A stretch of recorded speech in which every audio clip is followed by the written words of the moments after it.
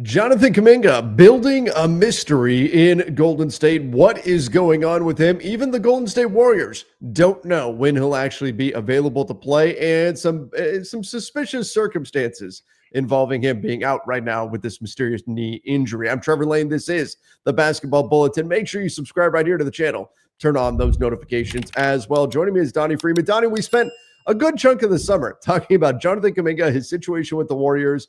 He started out the season hot, then not so much, loses his starting job, and suddenly he is injured. I can understand, given the circumstances, why there's eyebrows being raised here. What? Why do you have to put the little inflection on it? Injured? Like, what are you trying to insinuate? Like, what's that? It's a little fishy. I think everyone can agree. And by the way, this sounds weird. I hope he's injured. Like. That sounds awful. I hope he is injured in that. I hope that this is not like he's trying to make a meal out of something that's not really an injury, that he's trying to prove a point, that he's upset, that he's pouting, that he lost his starting job or anything like that. I hope this is a legitimate thing. And by the way, I hope he gets 100% healthy, feel better, Jonathan Kuminga. I don't wish any ill will on any players. But he's already healthy. That's the thing, right? It looks fishy, and I hope there's nothing fishy going on here, but just the circumstances makes this whole situation not look so good. Yeah, we'll definitely elaborate on that. But like you were saying, we spent the whole summer. There was constant Kuminga updates as we went through the entire saga. Will he sign this contract? Will he sign the qualifying, et cetera, et cetera? Are they going to trade him? Whatever. We went through the entire summer. Ultimately, he winds up back with Golden State. And the crazy thing is he opens the season like gangbusters. I mean, he was shooting the leather off the ball. He was amazing, right? But then he comes back down to earth.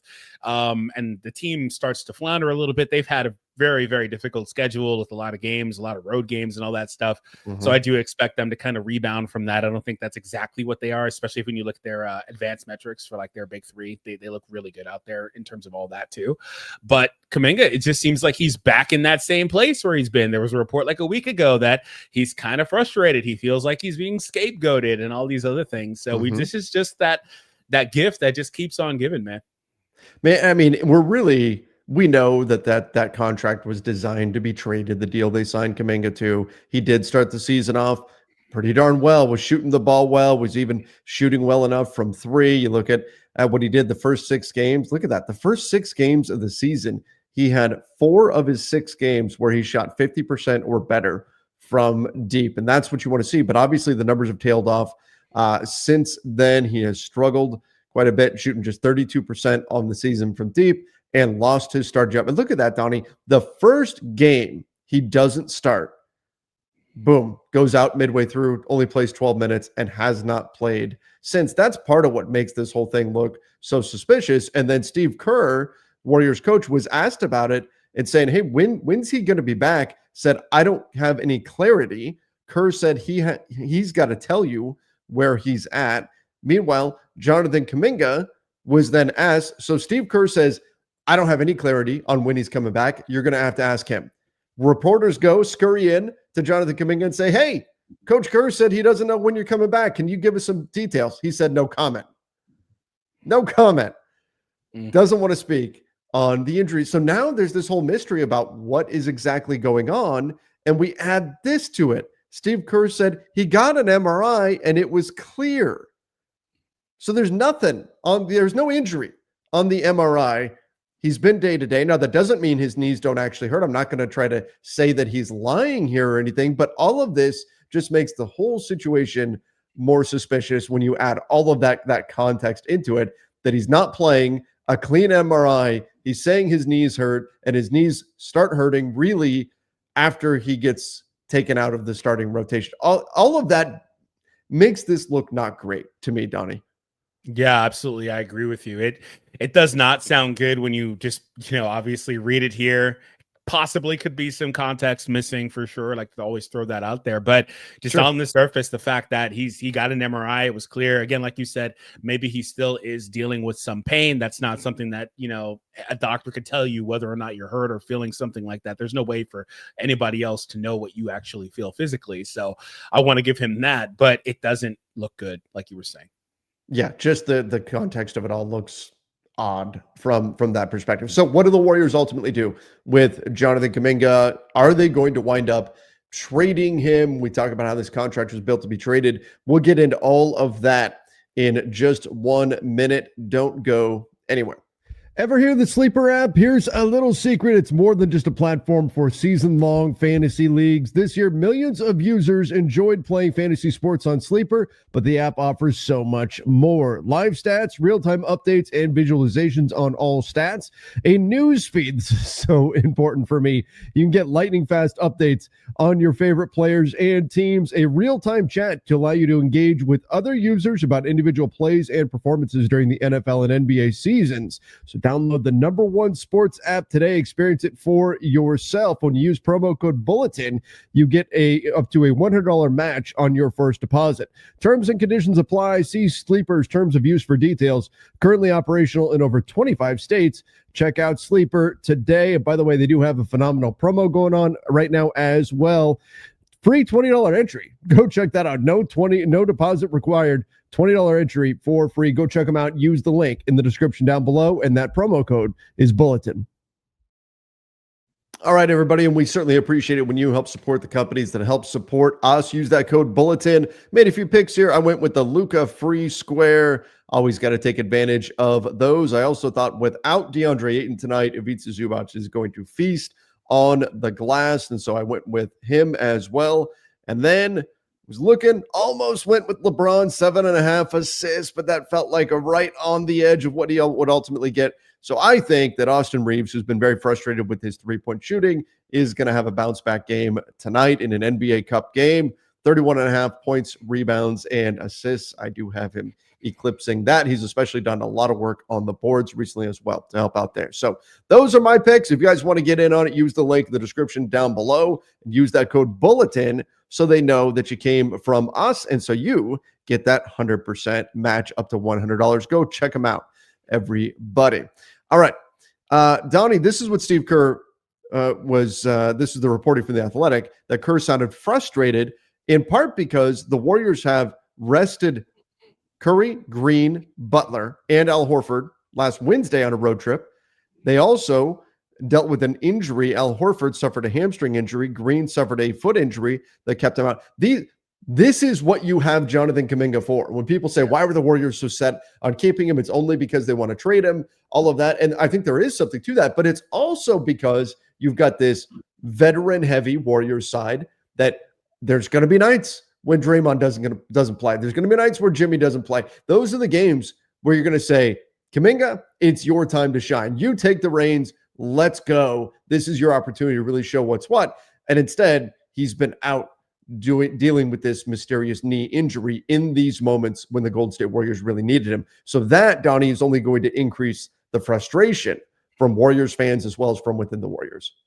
Yeah, I think there's been some situations where I don't know that they're pointed at him. I think some of it was pointed at Pods, but there's been frustration brewing throughout this season for them in general. There were some comments from Jimmy a couple of weeks ago, Dre a couple of weeks ago. Like, it's been kind of an ongoing thing. And on the Kuminga piece, yeah, this is what you wanted. This is what you waited for. You would have had an outsized role in this situation where they really needed you. The ball would have been in your hands damn near all night. You would have taken as many shots as you wanted, and you would have really got a chance to really show what you could do. And so if by chance he is pouting and he's fine like that, like that's where I can understand why the organization would be frustrated with that. But like I said earlier, he also feels slighted, and he's felt slighted this entire time. Yeah. Right.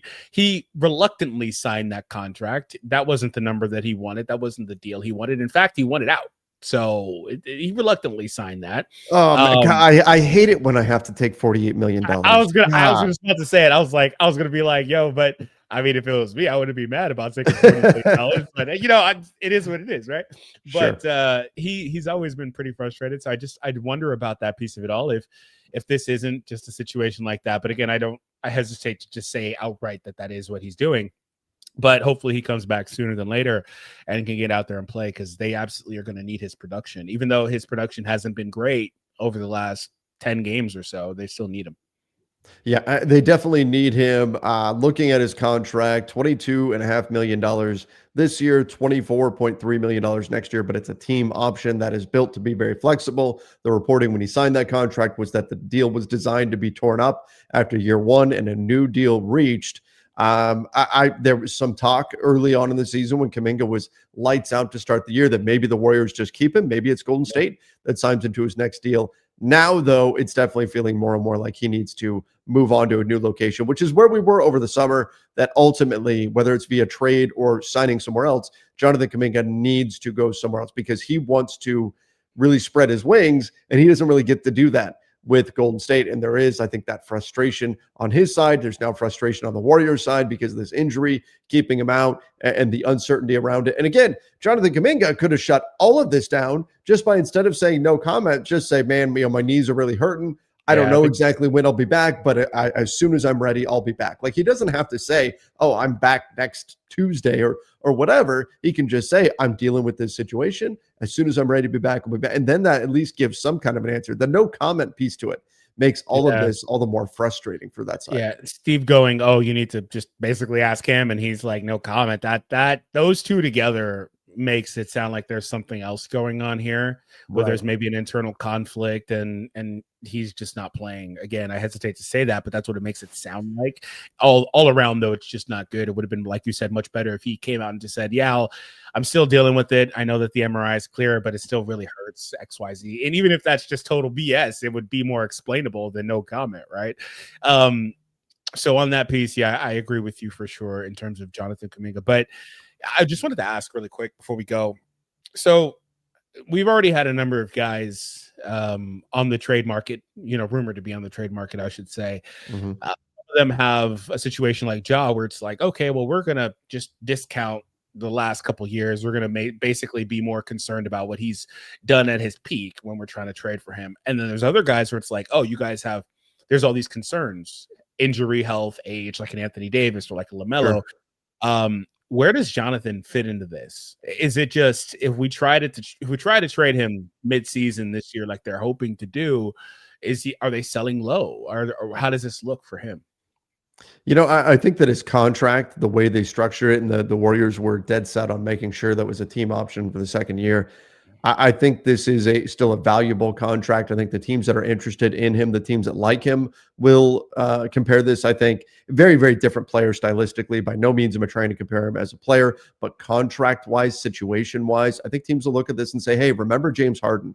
Remember in OKC when he was like the sixth man, when he was a guy that everybody knew was probably a little bit better than what he was doing out there on the floor night in, night out. He just needed a bigger opportunity and got the opportunity to get those minutes in Houston and immediately blew up and became a superstar. I don't know if that's going to be Jonathan Kuminga. And once again, not comparing them as players, but situationally, could you look at Jonathan Kuminga and say, this is similar? And that, if we just bring him in someplace where he's playing 35 minutes a night, he's locked in, he's a starter for us every single night, and we're going to run the ball through him and we're going to give him plenty of opportunities, he's really going to blow up and he's going to become that star level player. I think there's a number of teams that could talk themselves into that scenario, the Sacramento Kings being the most notable one, the one that's been the most reportedly having interest in Jonathan Kuminga. So I think we could see that play out with Kuminga, where a team just falls in love with him. Personally, if I'm an NBA team, I'm still concerned about the three-point shooting. Honestly, I think it's got to be a part of his game. 32% from three this season. That's not, especially when he's had a career of not shooting particularly well from behind the arc. I do worry that that's going to hold him back. So you really wanted to see some sustainability there, but we're still in small sample size territory. So we don't want to just say he hasn't improved there, but that would be my one hesitation. Otherwise, this guy's a phenomenal scorer. That he's played better defensively this year. He's been better as a ball mover this year as well. I could see teams getting very excited about being the team to give him the opportunity that he doesn't seem to have available with Golden State.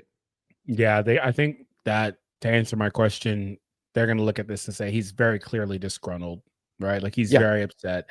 If you're the Warriors, that may not be good for your return, which was what I was wondering as well. Like they may have to kind of settle, which they didn't want to do. The contract is designed to be disposed of, ripped up. But like, there's also an out here for Golden State where they just go into next season with him and try to trade him next season. Like that's also still on the table. They could absolutely do that. They've got the ability to do that with that deal that he signed, right? So I do wonder if that's something they wind up doing as a last resort. But I do think there are teams like you were mentioning, like the Kings, that would be interested in him, and he's still only 23, man. Like he's very clearly got a ton of talent. He's very clearly been marginalized as the players around him get more usage than him or bigger roles than him, and this team just doesn't need him in that role, and that's not an uncommon thing in the NBA. But if he were to go to a king like Sacramento where he could put up 20 shots a night, then you would see him put up better production. I don't really like it when guys turn into the great scorer on a bad team type thing. Like I just, I would like to see them be more successful on a good team. Yeah, it doesn't really mean much to me. I'd like to see them be more successful on a good team, but maybe he's just at that stage where he needs to be able to spread his wings to truly develop into and blossom into the player that he envisions himself to be and some other teams envision he can be. Well, but I mean, wouldn't that have been the fear again with like James Harden when he went to Houston, and then he turned out to be a star? Well, they also chose Serge too, right? Like they very clearly, I don't think they had to choose, but they very clearly said we're only going to pay 3 of these guys, and we're going to choose Serge. And OKC did that a year before they needed to as well. They could have waited another year before their hand was forced to make that decision. But obviously that was a different scenario. But yeah, I agree. Ultimately, like I think this will be closer to if teams are giving Ja Morant grace in this situation, which by the way, maybe not after Ja's insane comments to Klay Thompson the other night. Maybe teams are giving Ja a little bit less grace. Not that Klay is always like the most I don't know, withdrawn person, I should say, or something like that. He's not always the most humble person with his comments. The Grizzlies enjoyed those comments from Klay. They appreciated him humbling Ja like that. Do you think they did? I bet they did. They're like, thank you. We've been trying to tell this dude this whole time. Behind the scenes, the Grizzlies are fist pumping. They go, get him, Klay. I mean, he was like, when you're a star, you've got a certain responsibility. I'd hate to see that go to waste. The whole world is like, yeah, duh. Like the Grizzlies are like, thank you. Yeah, that's what we've been trying to tell this dude. We would all hate to see Ja's talents go to waste, for sure. But I do see. We're talking about Ja is getting that belief that his numbers are poor this year because he's unhappy in Memphis, and if you were to bring him somewhere else, his numbers would be better. Yeah, I do think that holds true for Kuminga as well, particularly if it's more the role though, I think, than anything else. Like if you can give him a bigger role, he's going to produce, he's going to put up numbers. And so that's the exciting thing with him. Now, I will say though, you mentioned, well, couldn't the Warriors just pick up his contract for next year? Yes, but my God, like if Jonathan Kuminga was already upset over the summer, like they went into this deal. No, it was in the initial tweet, the very first tweet that Shams put out about Jonathan Kuminga's agreement with the Warriors. It said, I'm paraphrasing, but it said, this is designed to be ripped up next summer with a new deal coming, right? Whether it's with the Warriors or with anybody else. Like the Kuminga side is making it very clear, if you are the Warriors, if you're a team trading for Jonathan Kuminga, we do not want you picking up that team option. We want to negotiate a new deal. Now, the team option is there. The power is not in his hands. But man, that would be, if you're an opposing team and you're trading for Jonathan Kuminga and you pick up the team option, that's not the way you want to start the relationship with that player going. And if you're the Warriors and you do it, they may never hear from Jonathan Kuminga again if they pick up that team. He may just disappear on them completely. I'll tell you what, his knees will be sore all season next year if they pick up that team option. Hey man, sometimes stuff happens, things change, man. but yeah, they absolutely look not to do that. Like that's the absolute last resort. But it's still there. Sure. It's a thing though. Like it's not something that they can't possibly do. It's there. It's there. It's an option. It's a team option, but we'll see if anybody actually does it.